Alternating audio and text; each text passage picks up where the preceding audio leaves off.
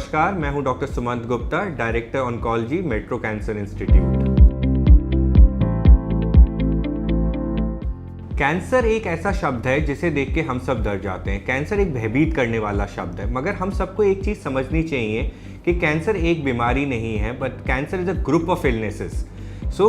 Cancer के नाम पे 200-250 अलग अलग बीमारियों को हम एक साथ समूह करते हैं। कुछ कैंसर ऐसे हैं जो बहुत ही घातक होते हैं, जिनका इलाज भी करा जाए तो हम जान नहीं बचा पाते, और कुछ कैंसर ऐसे होते हैं जिनका इलाज करके हम पूर्णतः उन्हें ठीक कर सकते हैं और जो बहुत ही स्लो ग्रोइंग होते हैं। इसीलिए कैंसर केयर एक ऐसा शब्द आता है जिसको हमें समझना पड़ेगा, अनुभव करना पड़ेगा, और जिसको हमें बहुत ही गहराई से समझते हुए ये समझना पड़ेगा कि कैंसर केयर में 3 लोग बहुत विशेष हैं। एक है डॉक्टर जो आपका कैंसर का इलाज कर रहा है, एक है इंफ्रास्ट्रक्चर जिसमें नर्स, पैरामेडिकल स्टाफ, लैब्स वगैरह आते हैं, और तीसरा जो है कैंसर केयर में सबसे इम्पॉर्टेंट इंसान है मरीज़, और मरीज़ का तीमारदार यानी cancer care giver. So cancer care is a very very important thing and a very multi dimensional, multi faceted thing.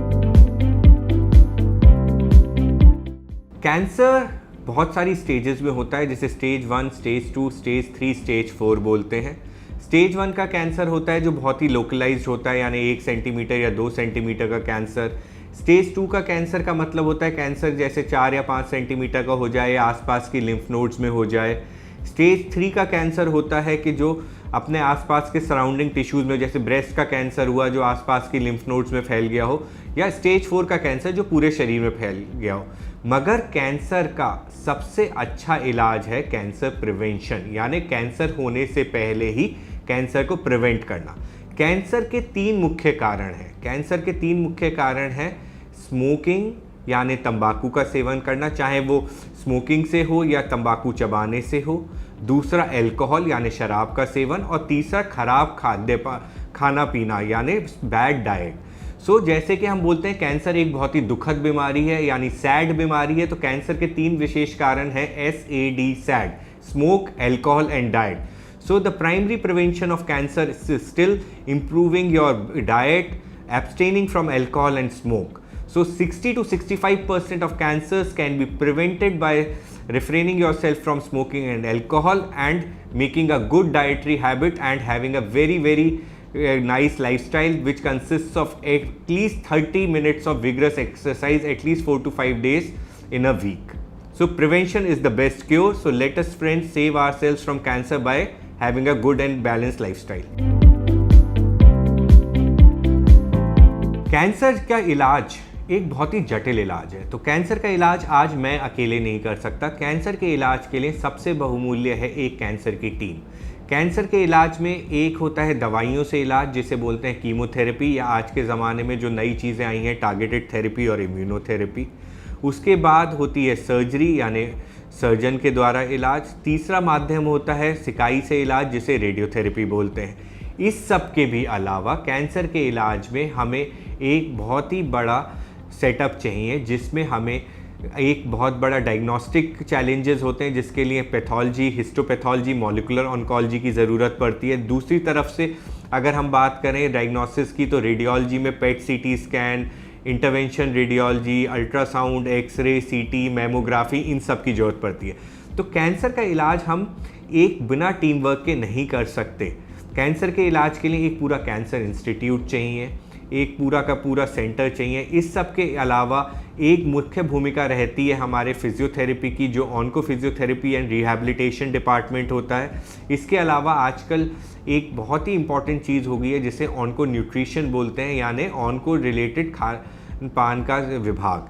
So integrated cancer institute is the backbone of any cancer treatment. So I always tell my patients that once you are coming for your cancer treatment, please choosing an individual doctor is of utmost importance, but choosing the right center is also needed, because everything is essential for a right treatment of cancer. Cancer के इलाज के बहुत सारे माध्यम होते जा रहे हैं। आज के ज़माने में हम पहले कैंसर में ये सोचते थे कि केवल दवाइयों से, सर्जरी से या रेडिएशन से इलाज हो रहा है, मगर पिछले 5 से 7 सालों में कैंसर का इलाज बहुत ज़्यादा तब्दील होता गया है।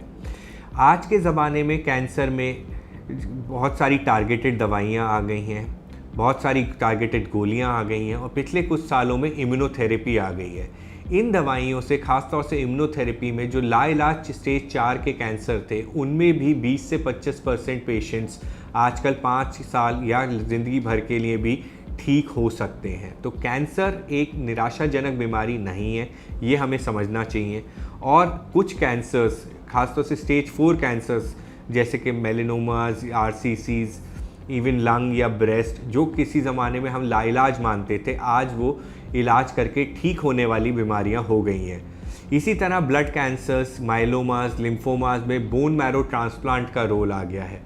बोन मैरो ट्रांसप्लांट का मतलब होता है, जिसे हिंदी में बोलते थे, खून बदल देना। इस विधि से भी जो कैंसर्स, खासतौर से खून के कैंसर्स और खून के डिसऑर्डर्स लाइलाज होते थे, आज के ज़माने में वो टोटली क्योरेबल हो गए। So with the advent of technology and latest treatments, most of the cancers are now curable and treatable if detected early and on time. It gives me immense pleasure to launch and introduce Metro Cancer Institute. Metro Hospital has always been a forerunner in cardiac hospitals in Delhi NCR and all over North India. We at Metro are now launching Metro Cancer Institute, which is a 250-bedded integrated cancer hospital. Integrated cancer hospital से मतलब है कि यहाँ पे सारी cancer की सुविधाएं एक छत के नीचे एक डेडिकेटेड बिल्डिंग में होंगी।